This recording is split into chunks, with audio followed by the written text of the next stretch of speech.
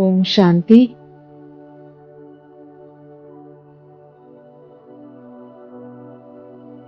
நான் ஒரு ஒளிப்புள்ளியான ஆத்மா. இந்த உடலை இயக்கக்கூடிய திவ்ய சக்தியாக உருவ மத்தியில் அமர்ந்திருக்கிறேன்.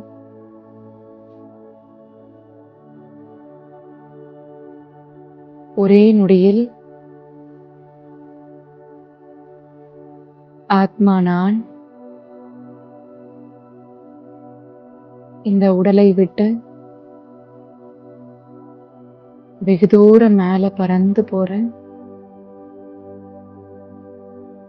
செம்பொன்னிறமான வானம் என்னுடைய உண்மையான தந்தையாகிய பரமாத்மா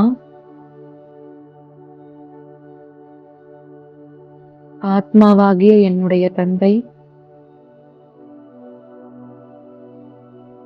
அன்பு கடலாக ஒளி வீசிக் கொண்டிருக்கிறார்.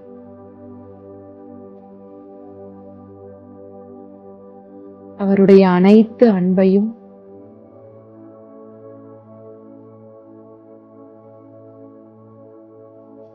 பரமாத்மா சிவபாபா எனக்குள்ள நிரப்பிட்டு இருக்காரு.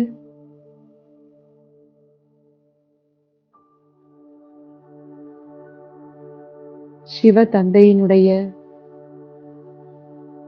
பிரசன்ஸ் வைப்ரேஷனை நான் அனுபவம் செய்கிறேன்.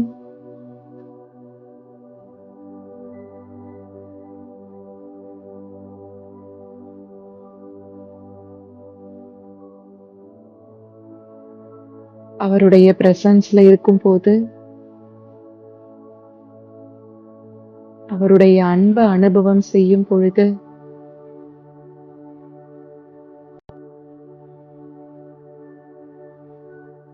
என்னுடைய எல்லா துக்கங்களும் பலகீனங்களும்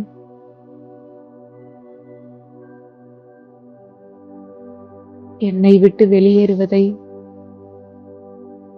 என்னால் அனுபவம் செய்ய முடிகிறது.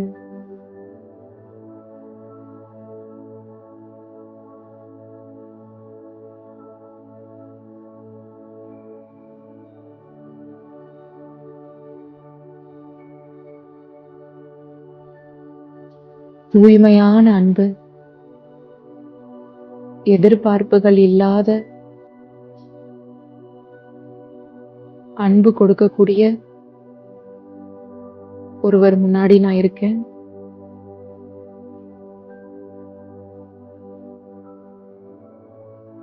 சிவ தந்தை நான் மகிழ்ச்சியாக இருப்பதை பார்க்க விரும்புகின்றார்.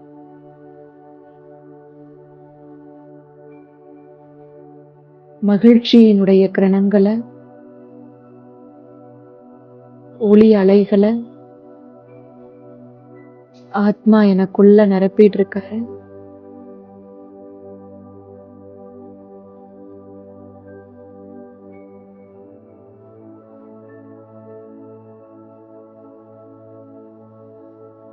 ஆத்மா எனக்குள்ள இருக்கக்கூடிய எல்லா சுமைகளும் என்னை விட்டு வெளியேறி நான் ஒரு லேசான தன்மையை, லேசான மனநிலைய அனுபவம் செய்கிறேன்.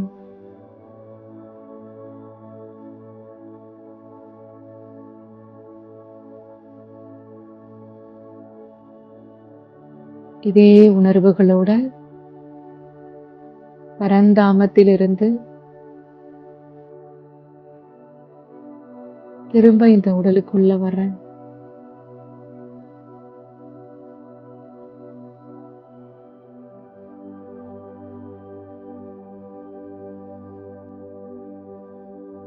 ஓம் சாந்தி.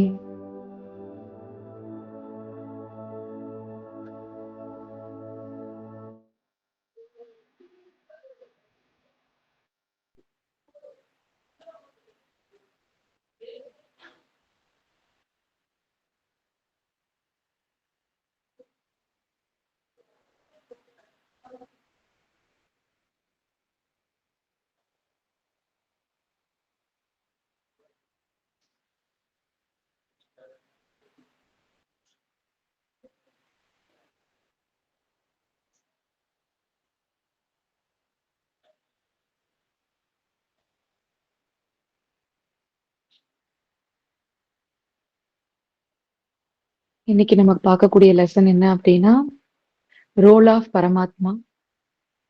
என்னுடைய வாழ்க்கையில மற்றும் இந்த உலகத்துல இறைவனினுடைய ரோல் என்ன? நிறைய நேரம் இந்த கேள்வி நமக்கு இருக்கும் இல்லையா? நம்ம இவ்ளோ கோவில்கள் கட்டியிருக்கோம், இவ்ளோ மஸ்ஜித் அவருக்காக கட்டியிருக்கோம், சர்ச் கட்டியிருக்கோம், நிறைய பிரேயர்ஸ், மெடிடேஷன், நிறைய பூஜைகள் அவருக்காக நம்ம செய்யறோம். ஆனா அவர் இந்த உலகத்துக்காக மற்றும் அவருடைய குழந்தைகளாகிய நமக்காக என்ன செய்யறாரு அப்படிங்கிற கேள்வி எல்லாருடைய மனசுலயுமே இருக்கும்.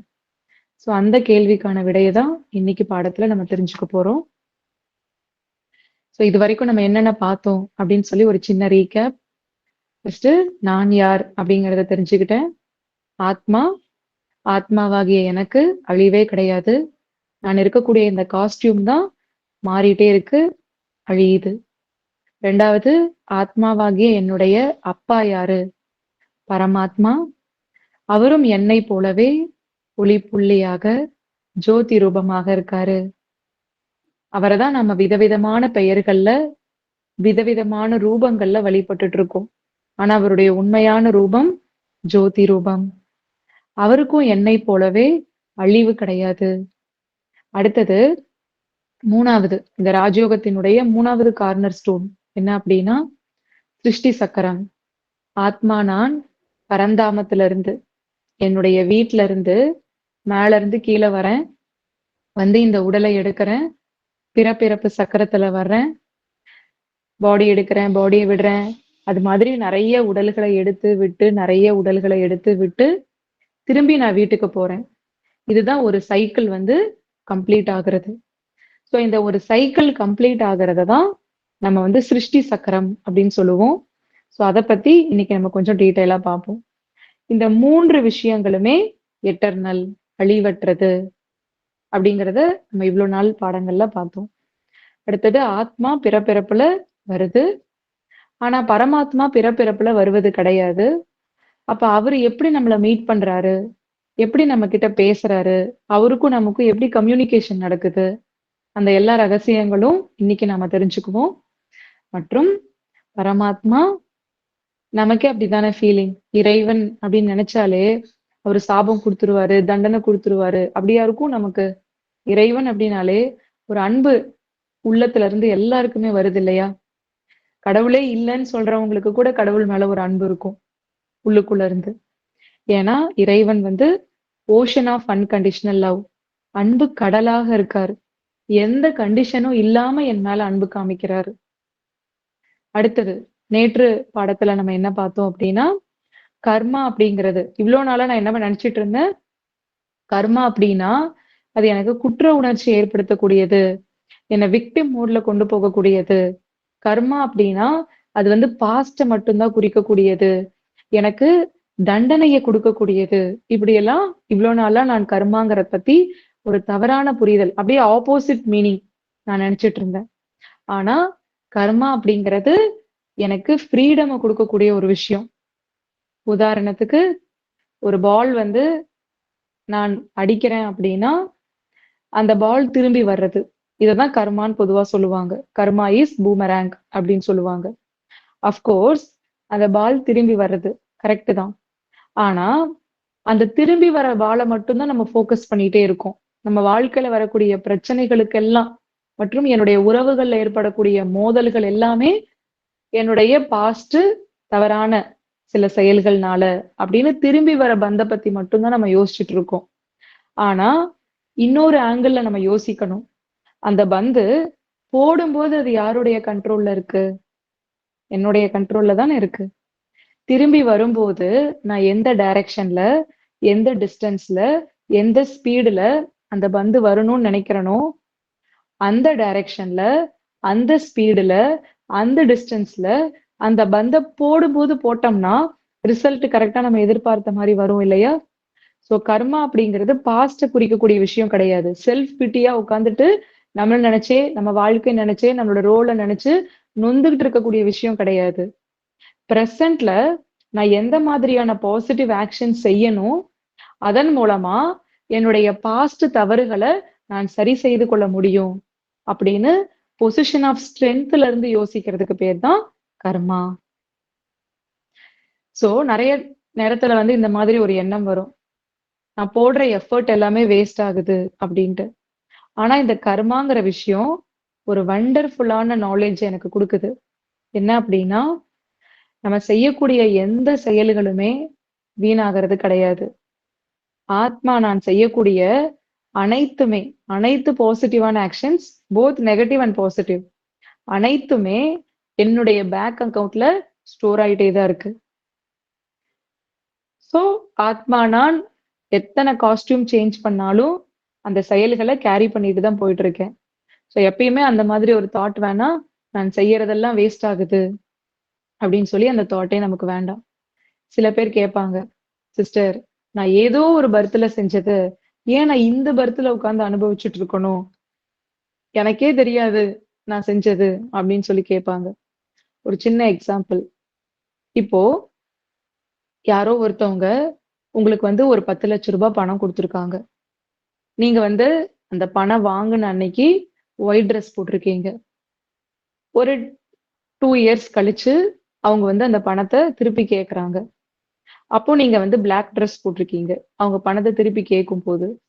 அப்ப நீங்க அவங்க கிட்ட சொல்ல முடியுமா? நானு ஒயிட் ட்ரெஸ் போட்டிருக்கும்போது தானே நீங்க 10 லேக்ஸ் எனக்கு குடுத்தீங்க. இன்னைக்கு நான் பிளாக் ட்ரெஸ் தானே போட்டிருக்கேன். ஏன் என்ன திருப்பி கேட்கறீங்கன்ட்டு என்ன சொல்லுவாங்க? நீங்க எந்த கலர் ட்ரெஸ் வேணா போடுங்க. வாங்குனது நீங்க தானே அப்படின்னு கேட்பாங்க இல்லையா? அதே மாதிரி தான் காஸ்டியூம் நமக்கு பர்த் சேஞ்ச் ஆக காஸ்டியூம் என்ன வேணாலும் மாறலாம். நமக்கு உடல் வந்து மாறிட்டே இருக்கலாம். ஆனா அந்த கர்மாவ செஞ்சது யாரு? ஆத்மா நான் தான். அப்ப அத யாரு ரீபே பண்ணணும்? நான் தான் ரீபே பண்ணணும். நான் இப்ப எப்படி அத ரீபே பண்றது? I have 2 choices. ஒண்ணு நான் செய்த அனைத்தையும் திரும்ப அனுபவம் செய்வதனால நம்ம ரீபே பண்றோம். 2வது இறைவனினுடைய அன்பில் மூழ்கி எனக்குள்ள பாசிட்டிவிட்டிய நிரப்பி, எனக்குள்ள சக்திகள நிரப்பி, மெடிடேஷன் மூலமா நம்ம அத ரீபே பண்றோம். அதுதான் அன்பு கடலுக்கான அர்த்தமே. எப்படியோ குழந்தைங்க கஷ்டப்பட்டுட்டோம் அப்படின்னு இறைவன் விடமாட்டாரு. கண்டிப்பா இந்த நாடகத்துல ஏதோ ஒரு சீக்ரெட் இருக்கும். அத செட்டில் பண்றதுக்கு. இவ்ளோ நாளா அந்த சீக்ரெட் என்னன்னு தெரியாம நம்ம வாழ்ந்துட்டு இருந்தோம். ஆனா இன்னைக்கு என்னுடைய அதிர்ஷ்டம், என்னுடைய லக்குனால, என்னுடைய நல்ல நேரத்தினால, அப்படி என்ன வேணாலும் நம்ம சொல்லிக்கலாம். எனக்கு அந்த சீக்ரெட் என்னன்னு தெரிஞ்சிருச்சு. இந்த கர்மாவ செட்டில் பண்றதுக்கான ரகசியம் என்னன்ட்டு நமக்கு இறைவன் மூலமா தெரிஞ்சிருக்கு. அடுத்தது, இன்னைக்கு நம்ம பார்க்கக்கூடிய லெசன்ஸ் எல்லாம் எப்படி இருக்கும்னா, நம்ம முன்னாடியே சொல்லியிருக்கோம். என்ன அப்படின்னா, நீங்க பார்க்கக்கூடிய விதத்த மாத்தும்போது, அந்த விஷயங்கள் மாறும் அப்படின்னு நம்ம சொல்லியிருக்கோம். சோ, இங்க ராஜயோகால நம்ம பார்க்கக்கூடிய எல்லா விஷயங்களுமே, நம்ம தெரிஞ்சுக்கக்கூடிய, கேட்கக்கூடிய எல்லா விஷயங்களுமே, இதுவரை கேட்காத விஷயங்களா தான் இருக்கும். என்னால வந்து கண்டிப்பா உங்களுடைய மனநிலைய வந்து அண்டர்ஸ்டாண்ட் பண்ண முடியுது. சோ, அது வந்து தப்பு கிடையாது. சில விஷயங்கள் வந்து நம்ம அக்செப்ட் பண்றதுக்கு, சில விஷயங்கள வந்து புரிஞ்சுக்கிறதுக்கு கொஞ்சம் டைம் எடுக்கும். அது நேச்சுரல் தான். அது வந்து ரொம்ப ஜென்யூன் தான். அது ஒண்ணும் தப்பு கிடையாது. உடனே எல்லாரும் எல்லா விஷயத்தையும் ஏத்துக்கணும். எல்லாரும் உடனே அக்செப்ட் பண்ணிட்டு, அதுல நம்ம அதப்படி இது பண்ணணும். அப்படி கிடையாது. ஆனா ஒரே ஒரு ரெக்வெஸ்ட். ஏன்னா வந்து நான் இந்த கோர்ஸ ஃபர்ஸ்ட் டைம் கேட்கும்போதும், எனக்கும் சில விஷயங்கள் புரிஞ்சுது. சில விஷயங்கள் ஏத்துக்க முடிஞ்சுது. சில விஷயங்கள் புரியல, ஏத்துக்க முடியல. பட் இந்த ஜர்னில தொடர்ந்து பயணம் செய்ய, செய்ய, செய்ய அந்த புரியாத விஷயங்கள், ஏற்றுக்கொள்ள முடியாத விஷயங்களுக்கான கிளாரிஃபிகேஷன் உங்களுக்கே கிடைக்க ஆரம்பிக்கும். சில விஷயம் ஏத்துக்க முடியல அப்படிங்கிறதுக்காக இந்த பயணத்த மட்டும் ஸ்டாப் பண்ணிடாதீங்க. அதுதான் வந்து உங்ககிட்ட நம்ம கேட்டுக்கக்கூடிய ஒரு விஷயம். பிகாஸ் இவ்ளோ நல்ல ஒரு ஆப்பர்ச்சுனிட்டி நமக்கு லைஃப்ல கிடைச்சிருக்கு. அத மிஸ் பண்ணக்கூடாது. இன்னைக்கு வரக்கூடிய கான்செப்ட் எல்லாம் கொஞ்சம் ஓப்பன் மைண்டடா கேளுங்க. கொஞ்சம் புரிஞ்சுக்கிறதுக்கு டைம் எடுக்கும். B patient. நீங்க வந்து எந்த ஒரு இடத்துலயும் கன்ஃப்யூஸ் ஆக தேவை கிடையாது. அதாவது ஆத்மா நான் பரம்தாமத்திலிருந்து கீழே இறங்கி வரேன் இல்லையா? மேல இருந்து கீழே வரும்போது ஜஸ்ட் பாயிண்ட் ஆஃப் லைட்டா ஆத்மா மட்டும்தான் கீழே இறங்கி வரேன். இங்க வந்து உடலை எடுத்து நடிக்கிறேன். நிறைய உடல்களை எடுக்கிறேன், விடுறேன், எடுக்கிறேன், விடுறேன். சோ எல்லாம் கம்ப்ளீட்டா முடிஞ்சதுக்கு அப்புறம் நான் திரும்பி வீட்டுக்கு போவேன் இல்லையா? பரந்தாமத்துக்கு போவேன் இல்லையா? இதுதான் ஒரு சைக்கிள், ஒரு சுழற்சி அப்படின்னு சொல்லப்படுது. இந்த ஒரு ஃபுல் சைக்கிளை தான் கல்பம் அப்படின்னு சொல்லப்படுது. அப்ப இந்த ஒரு சைக்கிள் கம்ப்ளீட் ஆகுறதுக்கு மேல இருந்து கீழே வந்து திரும்ப நான் மேல போறதுக்கு இந்த ஒரு சைக்கிள் கம்ப்ளீட் ஆகுறதுக்கு 5000 வருடங்கள் வந்து எடுக்குது. ஒரு சைக்கிள் வந்து ஒரு சுழற்சி வந்து முழுமை பெறுவதற்காக. சோ இந்த 5000 வருடம் அப்படின்னு கேட்கும் போது சில பேருக்கு அந்த மாதிரி தோணும். இல்லையே நாங்க வந்து சில இடங்கள்ல படிச்சிருக்கோம். ஒரு சைக்கிள், ஒரு கல்பத்தினுடைய ஆயுள் வந்து லட்சக்கணக்கான வருடங்கள் அப்படின்னு சொல்லி நாங்க படிச்சிருக்கோம். அப்படிலாம் சொல்லி நமக்கு சில கன்ஃபியூஷன்ஸ் வரும். பாருங்க, ஒரே ஒரு விஷயம். இவ்ளோ நாளா நீங்க வந்து இந்த மெடிடேஷன் எல்லாம் பிராக்டிஸ் பண்ணிருக்கீங்க. அட்லீஸ்ட் ஒரு கிளிம்ஸ் ஆவது சிவபாபாவினுடைய அன்பை நீங்க அனுபவம் பண்ணிருப்பீங்க. ஒரு 0% ஆவது உங்களுக்கு அந்த அனுபவம் கிடைச்சிருக்கும். அப்போ நமக்கு கண்டிப்பா இந்த நாலேஜ் இந்த இடத்துல ஷேர் பண்றது எல்லாமே இறைவன் அப்படிங்கிற நம்பிக்கை நமக்கு ஏற்பட்டிருக்கும். அப்போ சிவபாபா சத்தியமானவர், காட் இஸ் ட்ரூத் அப்படின்னு சொல்றோம். அவருக்கு நம்ம கிட்ட பொய் சொல்ல வேண்டிய அவசியம் இல்லையே. அவருக்கு நம்ம மாத்தி சில விஷயங்களை, சில நாலேஜ மாத்தி சொல்லணுங்கிற அவசியம் இல்லையே. நம்ம சொல்லும் போது என்னன்னு சொல்றோம்? சிவனை வந்து சத்தியம், சிவம், சுந்தரம் அப்படின்னு தான் சொல்றோம். அப்போ இந்த நாலேஜ் வந்து சிவபாபா குடுக்குறாரு. கண்டிப்பா அவருக்கு என்கிட்ட பொய் சொல்ல வேண்டிய அவசியம் இல்ல. அதனால நான் அவர் எத்தனை வருஷம் சொல்றாரோ அதை அப்படியே நான் நம்ப ஆரம்பிச்சிட்டேன். ஒருவேளை சிவபாபா வந்து 5000க்கு பதிலா 50,000 இந்த இடத்துல சொல்லியிருந்தாலும் நமக்கு டவுட் தான் வந்திருக்கும். சோ இந்த 5000 அப்படிங்கிறது ஒரு நம்பர். இந்த நம்பர்னால நம்ம ரொம்ப கன்ஃபியூஸ் ஆக தேவை கிடையாது. அவர் என்ன சொல்றாரோ இந்த இடத்துல நம்ம அப்படியே அக்செப்ட் பண்ணிட்டு மூவ் ஆன் ஆயிரலாம். நம்மளுடைய கான்சென்ட்ரேஷன் ஃபுல்லா என்ன எப்படி எலிவேட்டடா, என்ன எப்படி பெஸ்ட் வெர்ஷனா நம்ம மாத்துறது, அதன் மீது நம்மளுடைய ஃபோக்கஸ் இருந்தா நல்லா இருக்கும். பிகாஸ் நாலேஜ் அப்படிங்கிறது ஒரு கடல் மாதிரி. அதுல நான் எதை எடுத்துக்கணும், அது எனக்கு எது தேவையோ அதை எடுத்துக்கிட்டு அந்த பயணத்துல நம்ம தொடரும் போதுதான் தெளிவா நம்ம போக முடியும். எல்லா விஷயத்திலயும் டவுட், எல்லா விஷயத்திலயும் குழப்பத்தோட இந்த நாலேஜை நம்ம கேட்க ஆரம்பிச்சோம்னா அதுலயே நம்ம லாஸ் ஆயிடுவோம். தெரிய வேண்டிய விஷயம், மாற வேண்டிய விஷயங்கள் எல்லாம் விட்டுருவோம். இததான் வந்து நம்ம கார்போரியல் வேர்ல்டு, நம்ம வாழக்கூடிய இந்த பூமியை தான் வந்து கார்போரியல் வேர்ல்டு அப்படின்னு சொல்றோம். இங்க இந்த உடல் 5 தத்துவங்களால் ஆனது. இந்த உடல் எனக்கு இங்கதான் கிடைக்குது. ஆத்மாவாகிய எனக்கு இந்த பூமிக்கு வரும் பொழுதுதான் இந்த 5 தத்துவங்களாலான உடல் கிடைக்குது. சோ இந்த பூமிக்கு நான் வந்து இந்த உடலை எடுத்த பிறகுதான் நான் வந்து கர்மாவை செய்ய ஆரம்பிக்கிறேன். என்னுடைய எண்ணத்தின் மூலமா, வார்த்தை மூலமா, செயல்கள் மூலமா நான் அனுப்பக்கூடிய எனர்ஜி எல்லாமே என்னுடைய அக்கவுண்ட்ல, ஆத்மால சேமிப்பாயிட்டே இருக்கு. சோ ஒன்ஸ் வந்து நான் வந்து அந்த பர்த் அண்ட் டெத் சைக்கிள் எல்லாம் கம்ப்ளீட் பண்ணிட்டேன் அப்படின்னா திரும்பி நான் என்னுடைய வீட்டுக்கு போறேன். இன்கார்போரியல் வேர்ல்ட், அதாவது பரம்தாம் அப்படின்னு சொல்றோம் இல்லையா? நம்மளுடைய அப்பா பரமாத்மா சிவபாபா இருக்கக்கூடிய அந்த இடத்துக்கு நான் திருப்பி போறேன். சோ அதாவது இது நமக்கு பேசிக்கா புரியணும்னா எப்படின்னா, நான் மேல இருந்து கீழே வரும்போது இந்த ஸ்லேட்ல, இந்த பூமிங்கிற ஸ்லேட்ல நிறைய விஷயங்களை எழுத ஆரம்பிக்கிறேன். சோ நான் திருப்பி வீட்டுக்கு போகும்போது இந்த ஸ்லேட்டை நான் வந்து எம்டி ஆக்கிட்டு போகணும். நான் என்னென்னலாம் எழுதணும், என்னென்னலாம் கார்மிக் அக்கவுண்ட்டை நான் உருவாக்கணும், அது எல்லாத்தையுமே கிளியர் பண்ணிட்டு இந்த ஸ்லேட்டை எம்டி ஆக்கிட்டு தான் நான் திரும்பி வீட்டுக்கு போகணும். அடுத்தது இந்த சைக்கிள் நம்ம சொன்னோம் இல்லையா? இந்த 5000 வருடத்தை இத வந்து ஒரு ஸ்வஸ்திக் சிம்பிள் வச்சு நமக்கு ஈஸியா புரியிற மாதிரி சொல்லப்பட்டிருக்கு. ஸ்வஸ்திக் பொதுவாவே வந்து பிசினஸ் பண்றவங்க எல்லாம் இந்த ஸ்வஸ்திக் சிம்பிள் போடுவாங்க. போட்டு லாபம் அப்படின்னு சொல்லி எழுதுவாங்க. சோ ஸ்வஸ்திக்னா என்ன அர்த்தம் அப்படின்னா, ஸ்வஸ்திதி சூச்சக் அப்படின்னா, ஆத்மா இந்த நாடக சக்கரத்துக்குள்ள மேல இருந்து கீழே வந்து இந்த பூமியில விதவிதமான காலச்சக்கரத்துல எந்தெந்த யுகங்களை கிராஸ் பண்ணி வருது அப்படிங்கிறத பத்தி தெரிஞ்சுக்கிறது தான் ஸ்வஸ்திக் அப்படின்னு சொல்லப்படுது. இத வந்து நம்ம சிருஷ்டி சக்கரம்னு சொல்லலாம், உலக நாடக சக்கரம்னு சொல்லலாம், காலச்சக்கரம்னு சொல்லலாம். ஆத்மா பரம்தாமத்துல இருந்து இந்த பூமிக்கு வந்து உடலை எடுத்ததுல இருந்து திருப்பி வீட்டுக்கு போற வரைக்கும் எந்தெந்த ஸ்டேஜ கிராஸ் பண்ணி வரேன் அப்படிங்கறத பத்தி தெரிஞ்சுக்கிறதுக்கு பேரு தான் ஸ்வஸ்திக் அப்படிங்கிறது. இத பத்தி நீங்க இன்னைக்கு நல்ல டீட்டெயிலா தெரிஞ்சுக்குவீங்க. இப்போ நம்ம வந்து ஒரு கார் வாங்குறோம். நான் ஷோரூம்ல இருந்து அப்பதான் காரை வந்து வெளியில எடுக்கிறேன்.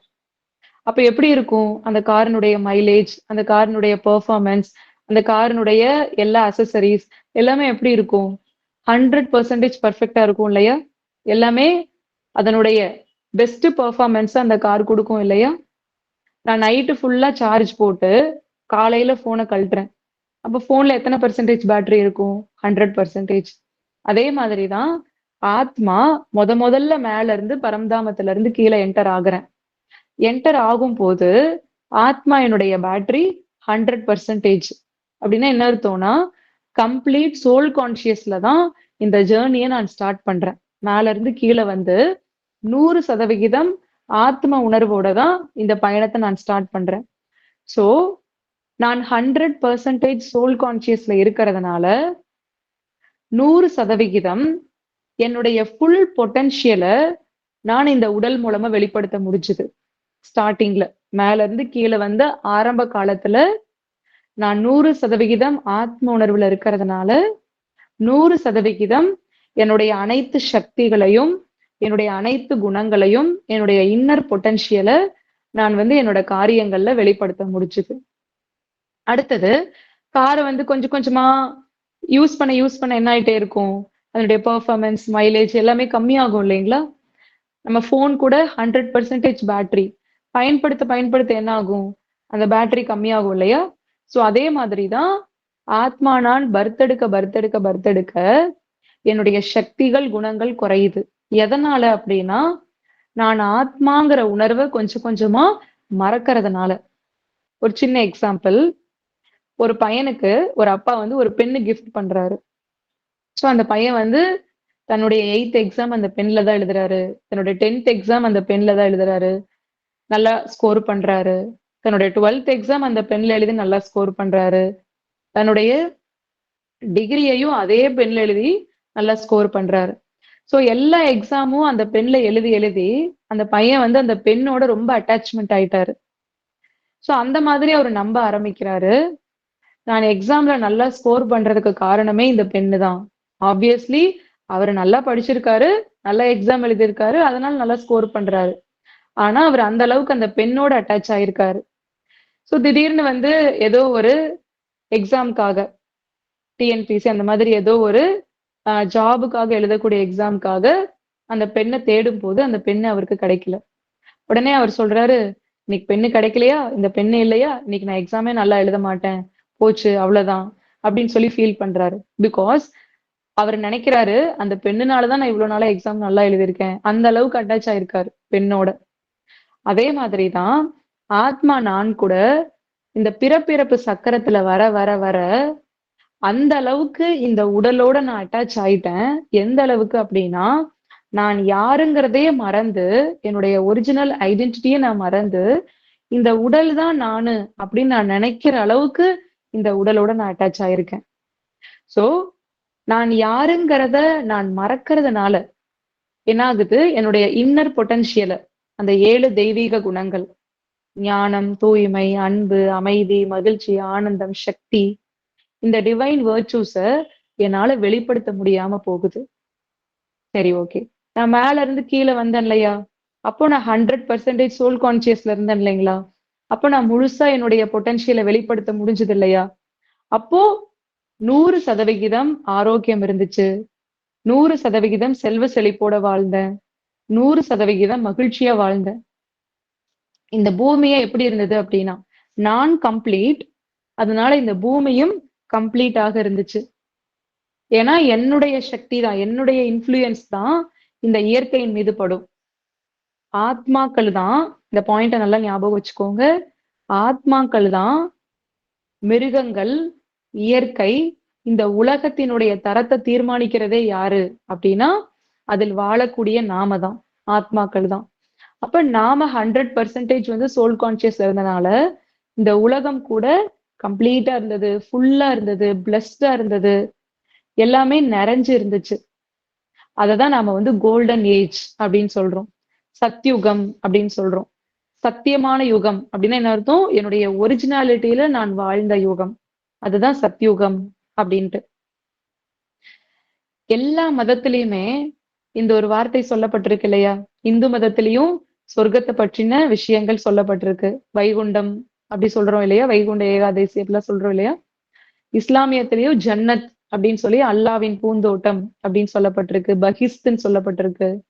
கிறிஸ்டியானிட்டிலையும் ஹெவன், பாரடைஸ், சொர்க்கம்னு ஒண்ணு இருந்துச்சு அப்படின்னு சொல்லப்பட்டிருக்கு. ஆனா எல்லாரும் என்ன நினைக்கிறோம்? சொர்க்கம் அப்படின்னா ஏதோ ஆகாயத்துல இருக்கக்கூடிய விஷயம் அப்படின்னு நம்ம நினைச்சிட்டு இருந்தோம். ஆனா இதே பூமி தான் ஒரு காலத்துல சொர்க்கமா இருந்தது. எப்போ அப்படின்னா ஆத்மா நான் 100% ஆத்ம உணர்வோட இருக்கும் போது. எல்லாருமே சோல் கான்சியஸ்ல இருக்காங்க, எல்லாருமே டிவைன் குவாலிட்டிஸை வெளிப்படுத்துறாங்க. அப்ப எல்லாருமே என்னன்னு சொல்லப்படுவாங்க? தேவதைகள்னு சொல்லப்படுவாங்க தானே? அந்த தேவதைகள் வாழ்ந்த இதே பூமி தான் ஒரு காலத்துல சொர்க்கமா இருந்தது. அந்த சொர்க்கத்தை பத்தி தான் இப்ப வரைக்கும் நம்ம சாஸ்திரங்கள் புத்தகங்கள்ல படிச்சுட்டு இருக்கோம், பேசிட்டு இருக்கோம். அடுத்தது அப்படி வந்து 100% எல்லாமே பெர்ஃபெக்ட்டா இருந்த உலகம் கொஞ்சம் கொஞ்சம் காலங்கள் செல்ல செல்ல செல்ல என்ன ஆகுது அப்படின்னா இந்த உலகத்தினுடைய தரம் கோல்டன் ஏஜ்ல இருந்து சில்வர் ஏஜ் ஆக மாறுது. சத்யுகம் திரேதா யுகமாக மாறுது. சோ இங்க ஆத்மா நான் 100% ஆத்ம உணர்வுல இருந்து அப்படியே என்னோட ஸ்டேஜ் வந்து டிக்ளைன் ஆக ஆரம்பிக்குது.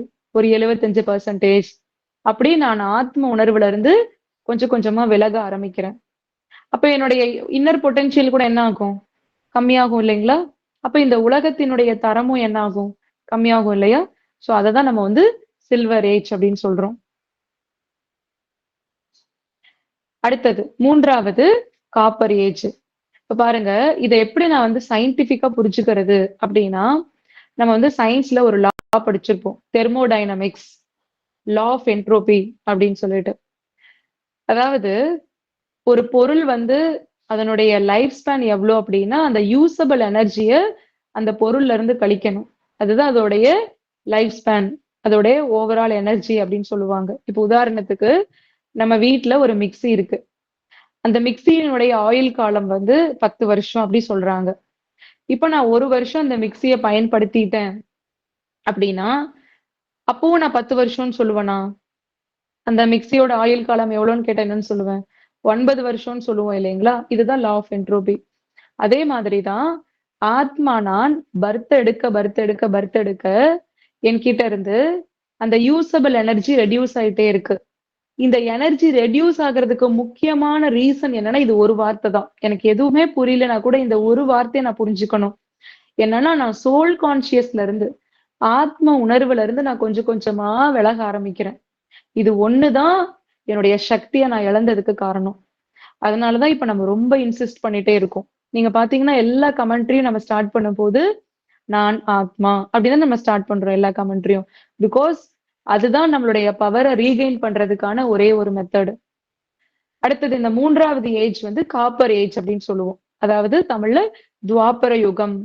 துவா அப்படின்னா துவை அப்படின்னா என்ன அர்த்தம்னா பிளவுன்னு அர்த்தம். இந்த கோல்டன் ஏஜ்லயும் சில்வர் ஏஜ்லயும் எல்லாமே யூனிட்டியா இருந்தது. ஒரு தர்மம், ஒரு மொழி, ஒரு ராஜ்யம், ஒரு மகாராஜா மகாராணி, அப்படி எல்லாமே யூனிட்டியா இருந்துச்சு, யுனைட்டடா இருந்தாங்க. ஆனா எப்ப வந்து இந்த துவாபர யுகம் வருதோ அப்ப எல்லாமே பிளவுபட ஆரம்பிக்குது.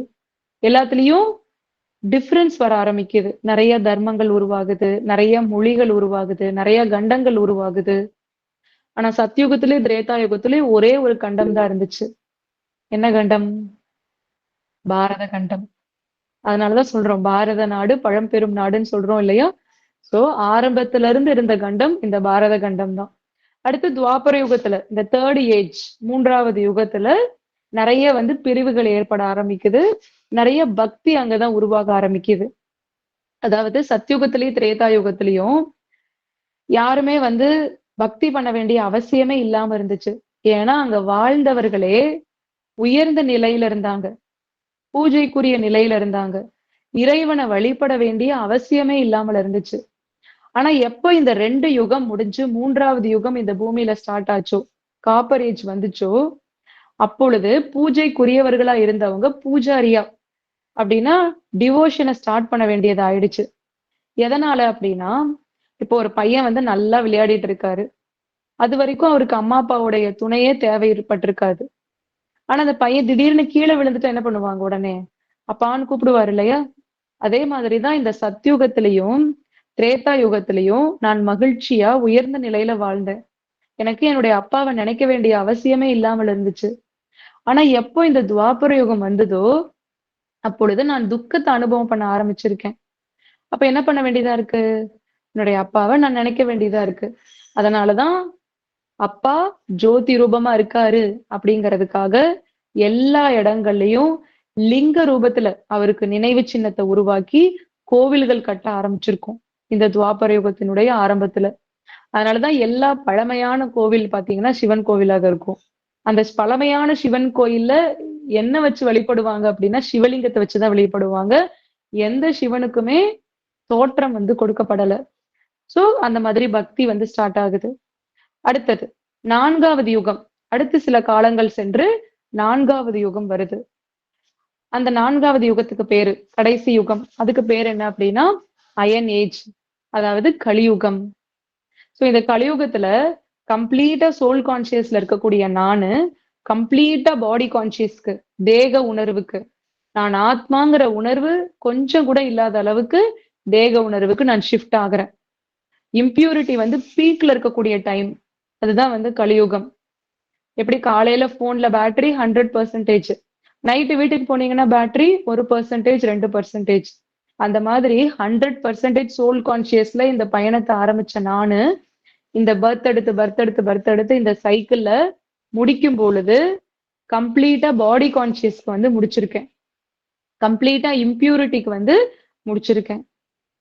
இப்போ நம்ம ட்ரெயின்லயே போறோம்னு வச்சுக்கோங்களேன். நான் நல்லா பளபளன்னு ஒயிட் ட்ரெஸ் கட்டிட்டு ட்ரெயின்ல ஏறுறேன். ட்ரெயின்ல ஒரு 2 டேஸ் ஜேர்னி பண்ணதுக்கு அப்புறம் என்னுடைய ட்ரெஸ் கலர் என்னவா மாறி இருக்கும்? ஃபுல்லா ஃபேட் ஆயிருக்கும் இல்லையா? நிறைய அழுக்கு, டஸ்ட் எல்லாம் படிய ஆரம்பிச்சிருக்கும் இல்லையா? அதே மாதிரிதான் 100% குணங்களோட ஆரம்பிச்ச இந்த பயணம் 100% குணங்களற்ற நிலையில வந்து இப்ப முடிஞ்சிருக்கு. சோ இந்த ஒவ்வொரு யுகங்களுமே எவ்வளவு வருஷம் அப்படின்னா சத்யுகம் 1250 வருஷம் நடக்குது. அடுத்து திரேதா யுகம் 1250 வருஷம் நடக்குது. அடுத்து துவாபர யுகம் 1250 வருஷம் நடக்குது. சோ இந்த ஒவ்வொரு யுகங்களுமே 1250 இயர்ஸ் ஈக்குவலா ஸ்பிளிட் ஆயிருக்கு. சோ மொத்தம் அப்ப எவ்வளோ 4 யுகங்களை சேர்த்துனா 5000 வருடங்கள். ஓகே. இதுல சிவபாபாவோட ரோல் என்ன? இப்படிதான் வந்து இந்த டிராமா வந்து இயங்கிட்டு இருக்கு. ஒரு சைக்கிள் வந்து இப்படிதான் நடக்குது.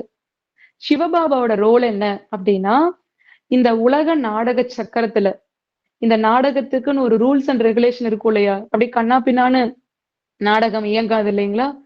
அப்போ இதுல சிவபாபா கூட ஒரு கஸ்டடியனா இருக்காரு. அந்த நாடகத்திற்கு அவரும் கட்டுப்பட்டு இருக்காரு.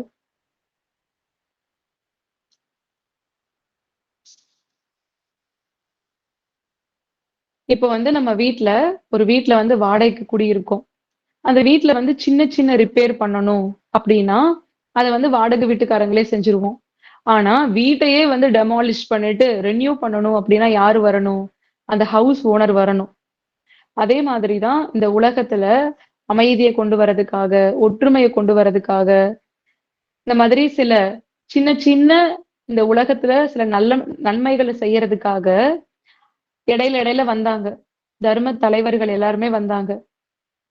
இஸ்லாமிக் இப்ராஹிம் வந்தாரு, புத்தர் வந்தாரு, கிரைஸ்ட் வந்தாரு. சோ இவங்க எல்லாருமே வந்து அந்த மாதிரி நல்ல விஷயங்களை செய்யணும் அப்படிங்கிறதுக்கான உழைப்பை வந்து செஞ்சாங்க. ஆனா அவங்க எல்லாம் செஞ்சு கொஞ்சம் இந்த உலகத்தை அப்படியே கட்டி காப்பாத்திட்டு இருந்தாங்க. பட் வந்து கம்ப்ளீட்டா இந்த உலகத்துல சைக்கிளையே வந்து ரெனியூ பண்ணணும், ஒரு கம்ப்ளீட் மாற்றத்தை இந்த உலகத்துல கொண்டு வரணும் அப்படின்னா யாரு வர வேண்டியதாக இருக்கு? இந்த உலகத்தினுடைய ஓனர் வரவேண்டியதாக இருக்கு.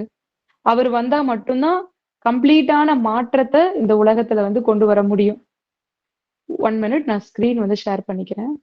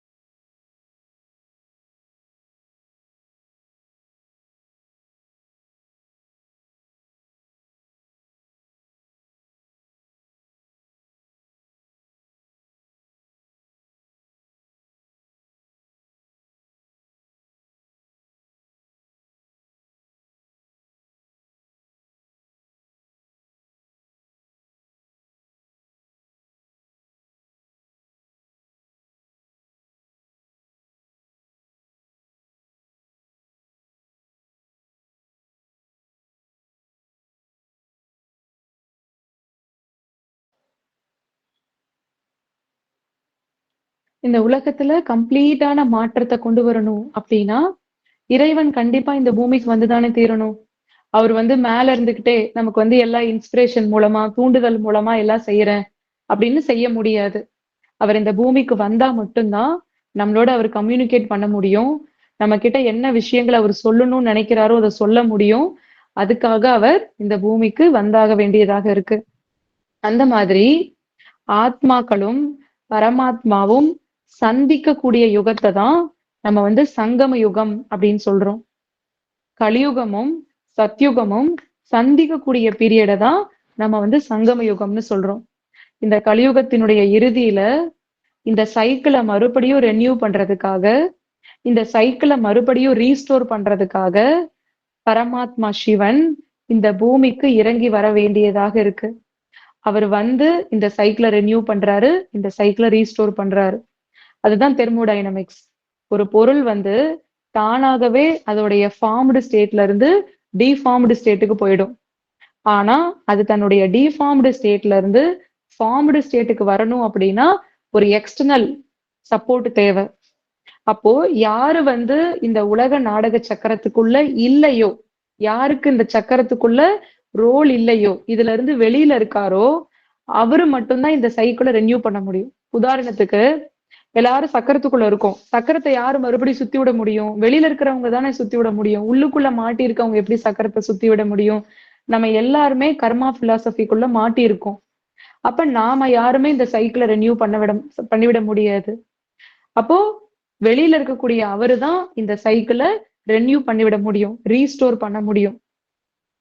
ஒரு ஃபர்னிச்சர் வாங்குறோம், தானாகவே இந்த ஃபர்னிச்சர் என்ன ஆயிடும், அதோடைய டிஃபார்ம்டு ஸ்டேட்டுக்கு அது வந்து கொஞ்சம் பழசாயிடும். ஆனா பழசான இத்து போன அந்த ஃபர்னிச்சரை மறுபடியும் புதுசாக்கணும் அப்படின்னா நான் வெளியில இருந்து ஒரு பராமத்து வேலைன்னு ஒண்ணு செய்யணும் இல்லைங்களா? அப்பதானே பண்ண முடியும்.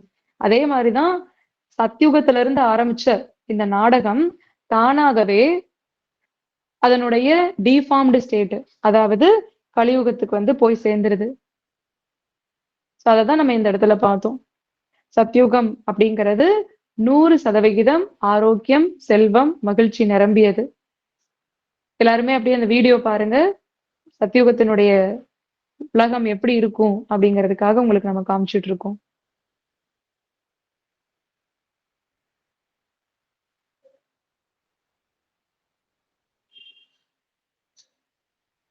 அதனுடைய டியூரேஷன் 1250 வருடங்கள்.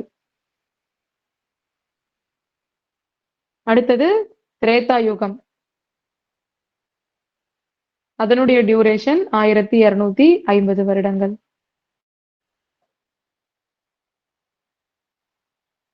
மூன்றாவது துவாபர யுகம்.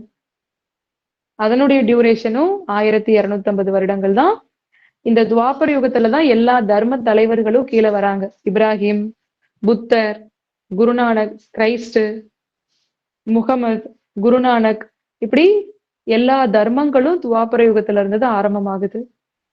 சோ 2500 வருடங்கள் கழிச்சு, சத்யுகத்துல இருந்து 2500 வருடங்கள் கழிச்சு இப்ராஹிம் வராரு. 2750 வருடங்கள் கழிச்சு புத்தர் வராரு. எங்க இருந்து வராங்கன்னா பரம்தாமத்துல இருந்து அந்த ஆத்மா கீழே இறங்கி வராங்க. வந்து அவங்களுடைய தர்மத்தை, அதான் அவங்களை வந்து இறை தூதுவர்கள்னு சொல்றோம். இறைவன் கிட்ட இருந்து வராங்க, வந்து இறைவனினுடைய மெசேஜை இந்த உலகத்துக்கு கொடுக்க ஆரம்பிக்கிறாங்க. அடுத்து 3000 வருஷம் கழிச்சு, சத்யுகம் ஆரம்பிச்சு 3000 வருஷம் கழிச்சுதான் கிரைஸ்ட் வராரு. அடுத்தது முகமது வராரு. எல்லா சோல்ஸும் மேல இருந்து கீழே இறங்குறாங்க. எதுக்காகனா இந்த உலகத்துல தர்மத்தை நிலைநாட்டணும் அப்படிங்கிறதுக்காக. அவங்களுடைய டியூட்டியை செஞ்சாங்க. அதனாலதான் இவ்வளவு தூரம் இந்த உலகம் வந்து காப்பாற்றப்பட்டுட்டு இருந்துச்சு. ஆனா கடைசியில கலியுகத்தோட இறுதியில ஓனரே கீழே இறங்கி வர வேண்டியதாக இருக்கு. சோ இந்த கலியுகம் எத்தனை வருடம் அப்படின்னா 1250 வருடம். கலியுகத்தினுடைய நிலைமை கம்ப்ளீட் பாடி கான்சியஸ். கலவரம், துக்கம், ஏமாற்றம், போராட்டம் நிறைஞ்ச உலகம்.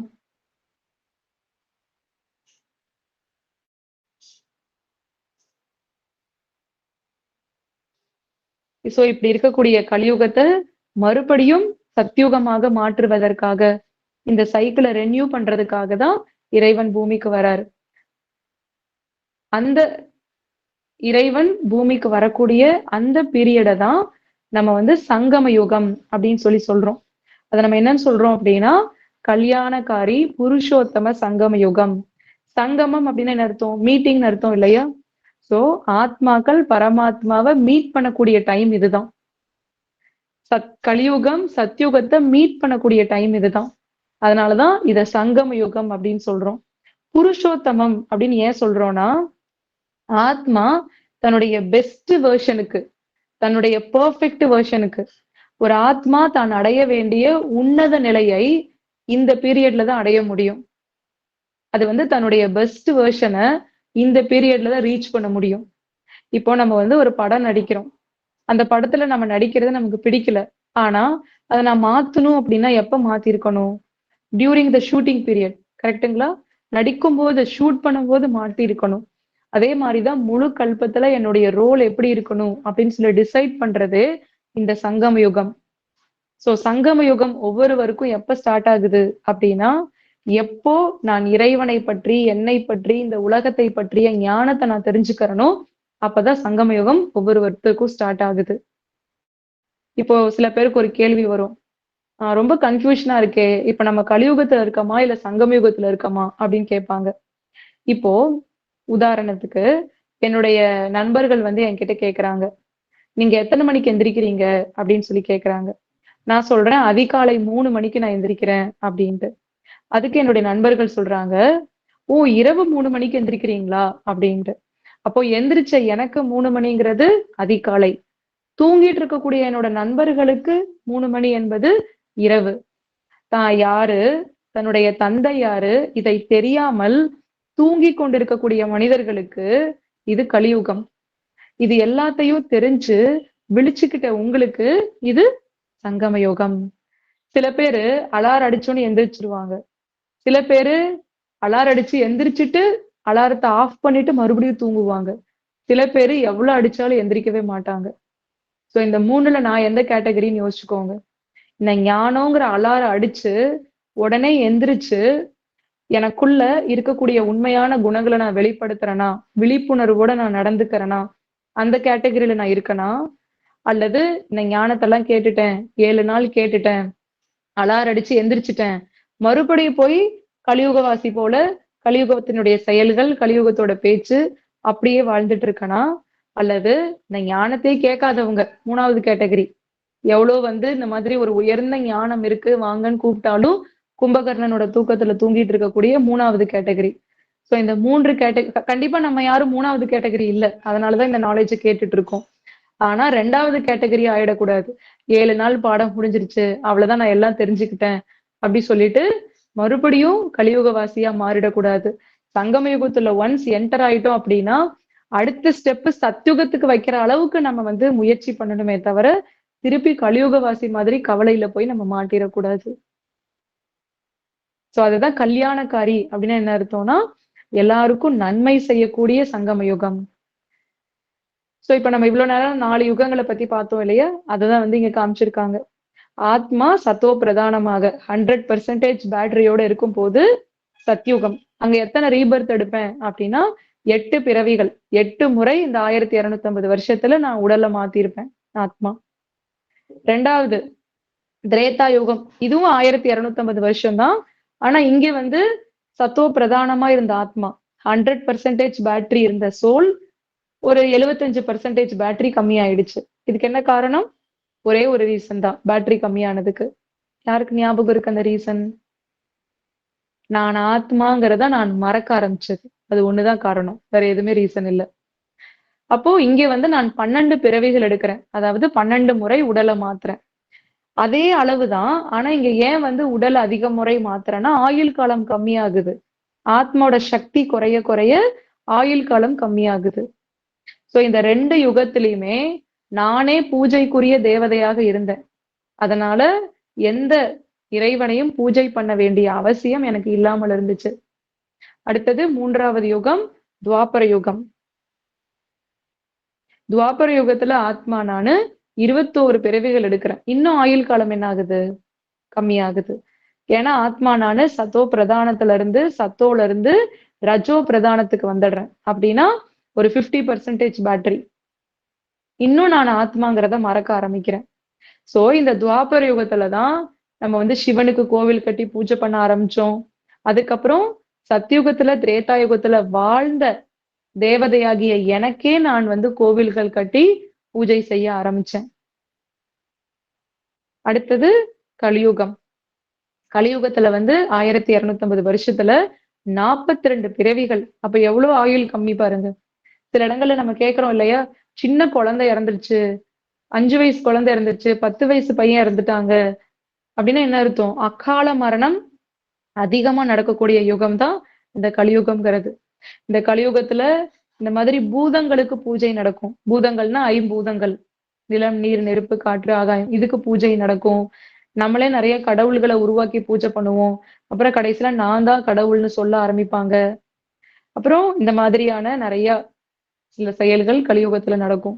இந்த கலியுகத்தினுடைய இறுதியில மறுபடியும் இந்த சைக்கிளை ரெனியூ பண்றதுக்காக இந்த பூமியில சத்யுகத்தை கொண்டு வர்றதுக்காக இந்த மெடிடேஷன் கிளாஸ் நான் அட்டன் பண்ணதுனால எனக்கு என்ன ஒரு குட் நியூஸ் அப்படின்னா, மறுபடியும் இந்த பூமியில் சொர்க்கம் வரப்போகுது, சத்யுகம் வரப்போகுது. அதுக்கு நான் என்ன பண்ணணும்னா அந்த சத்யுகத்தினுடைய சமஸ்காரங்களை, சத்யுகத்தினுடைய சுபாவங்களை, அந்த குணாதிசயத்தை எனக்குள்ள நான் நிரப்பணும். அவ்வளவுதான் நான் செய்ய வேண்டியது. எனக்குள்ள டிவைன் குவாலிட்டிஸ நான் கொண்டு வரணும். பூமியில சத்தியுகத்தை கொண்டு வர்றது அவருடைய ரோல், அதை அவர் கரெக்டா பண்ணிடுவாரு. ஆனா இங்க சத்தியுகத்தை கொண்டு வர்றது, எனக்குள்ள சத்தியுகத்தோட குவாலிட்டியை கொண்டு வர்றது யாரு பண்ணணும்? நான் தான் பண்ணணும். சோ அததான் நம்ம சங்கம யுகம் அப்படின்னு சொல்றோம். சோ இந்த பர்த் பத்தி சொன்னோம் இல்லையா? ஒவ்வொரு நம்பர். சோ இது ஓவராலா 4 யுகங்களையும் சேர்த்துனா 83. மற்றும் எப்ப இந்த நாலேட்ஜ் கேட்கறனோ, அப்ப நான் ஒரு ரீபர்த் அடையறேன். ஒரு புது பிறவி எனக்கு கிடைக்குது இல்லையா? இவ்ளோ நாளா நீங்க யாருன்னு கேட்டா, நான் இன்னார் அப்படின்னு சொன்னோம். ஆனா இப்போ நீங்க யாருன்னு கேட்டா என்ன சொல்லுவீங்க? நான் ஒரு ஆத்மா. இவ்ளோ நாளா அப்பா பேரு இவருன்னு சொல்லிட்டு இருந்தோம். ஆனா இப்ப கேட்டா என்ன சொல்லுவோம்? என்னுடைய அப்பா பேரு சிவதந்தை அப்படி சொல்றோம். விச் மீன்ஸ் நம்மளுடைய தாட் ப்ராசஸ், நம்ம பேசுற விதம், நம்மளுடைய சுபாவங்கள், இது எல்லாமே மாறுது இல்லையா? சோ இதுதான் வந்து ஒரு புது பிறவின்னு சொல்லப்படுது. சோ ஓவராலா 84 பர்த்.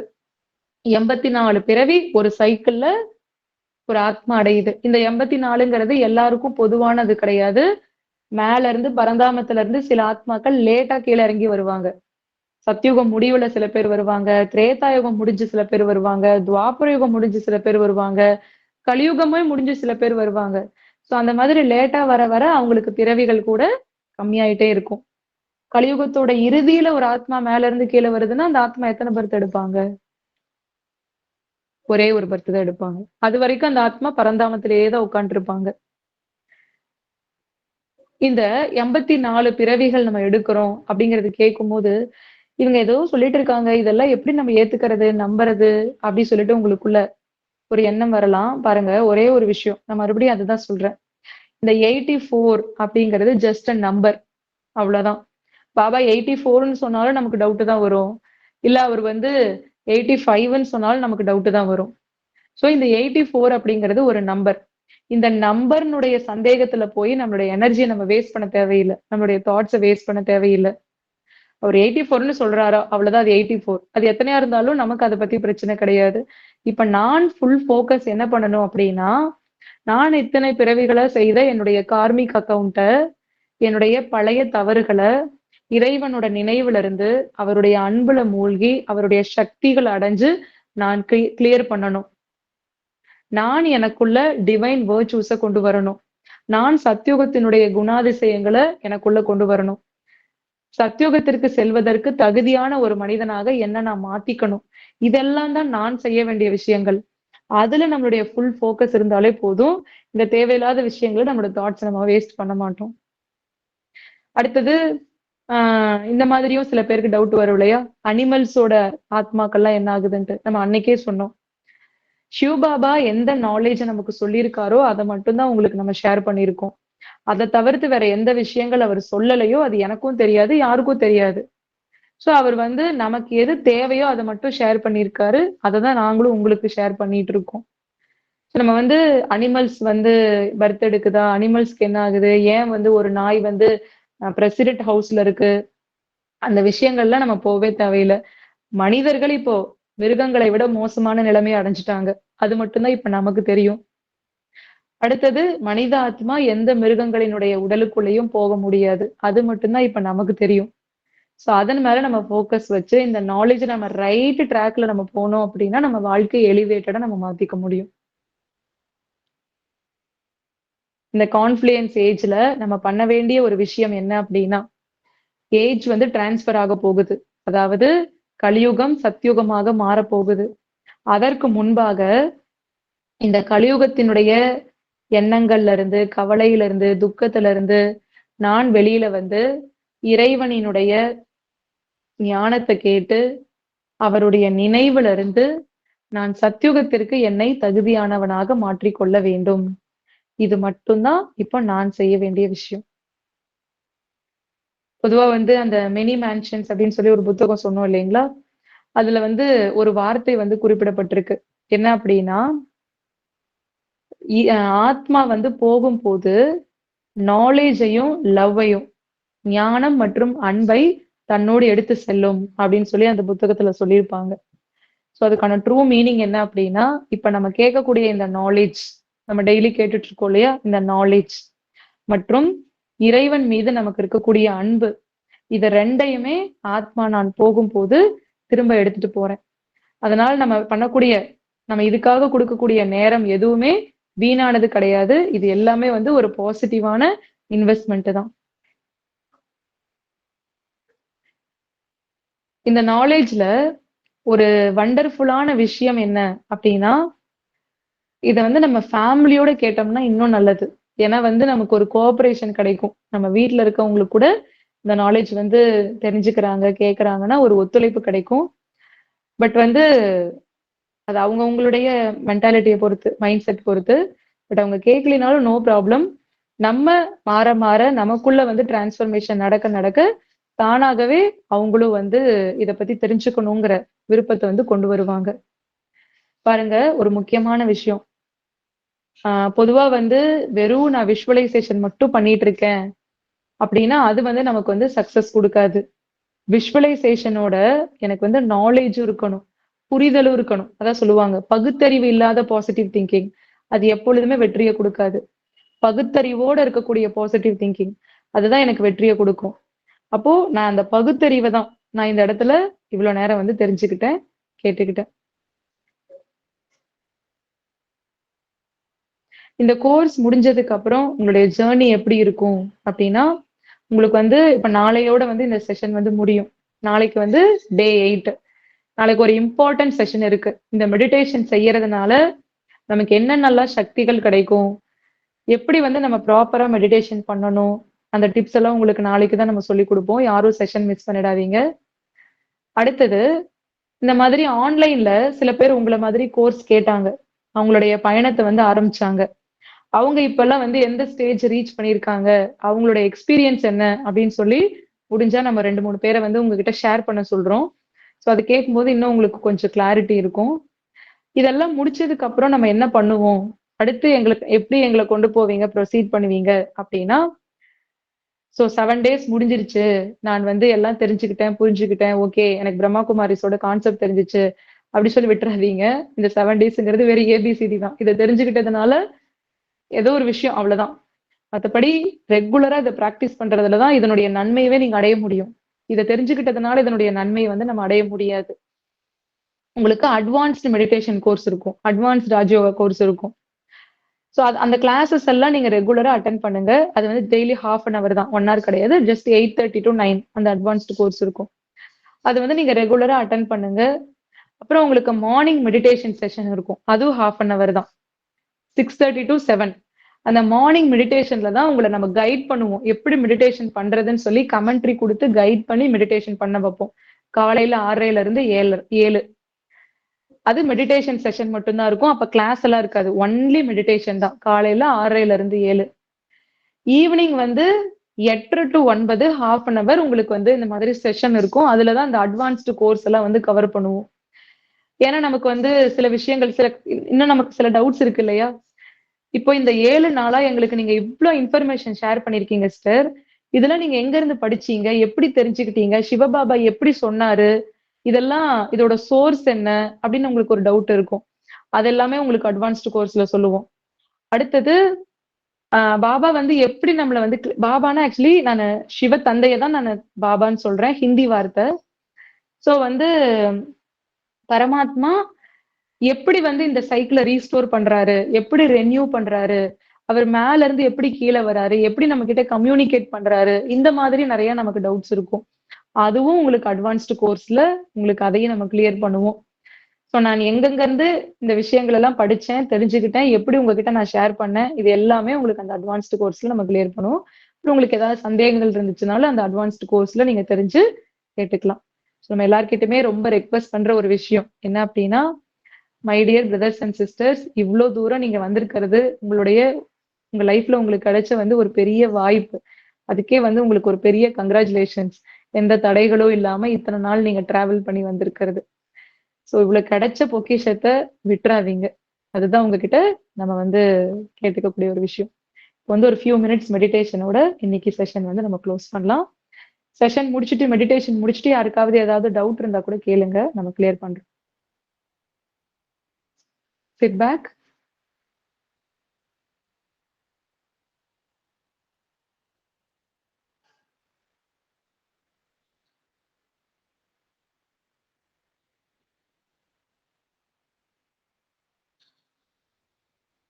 ஓம் சாந்தி.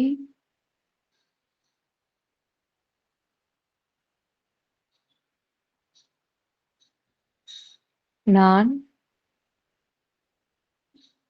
சத்யுகத்தின் தேவ ஆத்மா. I am a divine soul.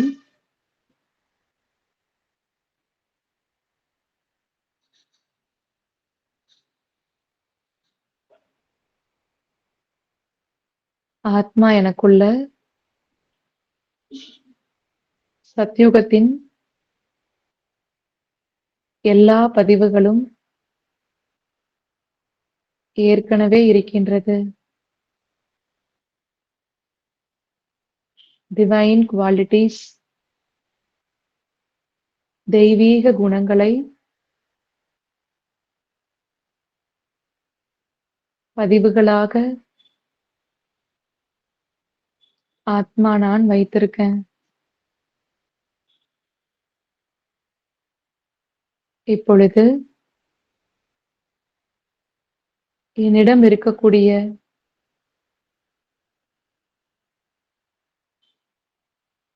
அந்த தெய்வீக குணங்களை என்னோட காரியத்துல நான் பயன்படுத்தணும். அதற்காக ஆத்மா என்னுடைய நிலைகளை, டிஃபரண்ட் ஸ்டேஜஸ் நான் அப்படியே நினைச்சு பார்க்கிறேன். உங்களுக்கு சொல்ல சொல்ல அப்படியே விஷுவலைஸ் பண்ணுங்க.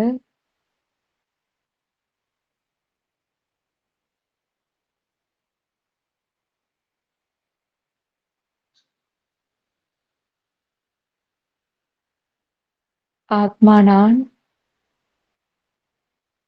ஜஸ்ட் பாயிண்ட் ஆஃப் லைட்டா பரந்தாமத்தில்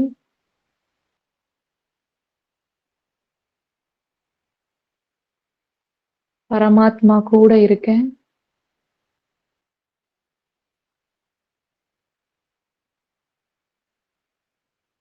அவருக்கு சமமான சக்தியோட, குணங்களோட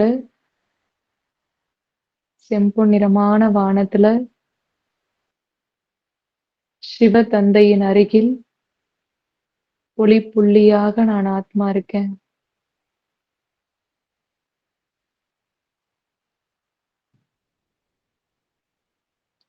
அங்கிருந்து அப்படியே கீழே வரேன். நான் ஆத்மா சத்யுகத்துல தேவதையாக தெய்வீக குணங்களோட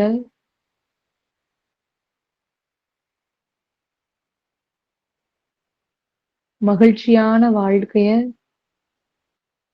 ஆரோக்கியமான வாழ்க்கைய, செல்வ செழிப்பு நிறைந்த வாழ்க்கைய வாழ்ந்துட்டு இருக்கேன்.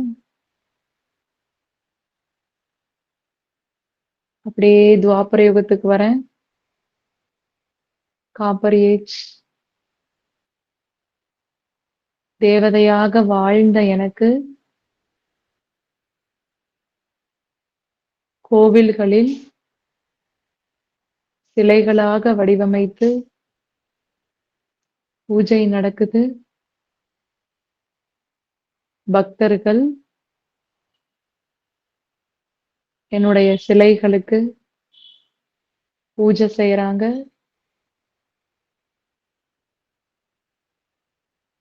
அப்படியே சங்கம யுகத்துக்கு வரேன். சங்கம யுகம் என்பது இறைவனோடு உறவை பராமரிக்கக்கூடிய யுகம்.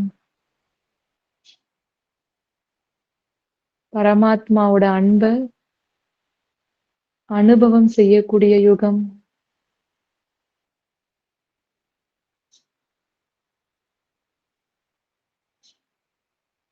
காலையிலிருந்து இரவு வரை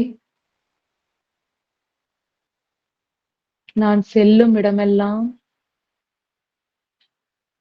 ஜோதி ரூபமான என் தந்தை என் கூடவே வராரு.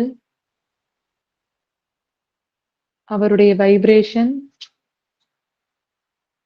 என்னை சுற்றி பாதுகாப்பு கவசமாக இருக்குது. எல்லா வேளைகளிலும் எனக்கு உதவியாக இருக்கக்கூடிய நண்பனாக என் கூட இருக்கின்றார்.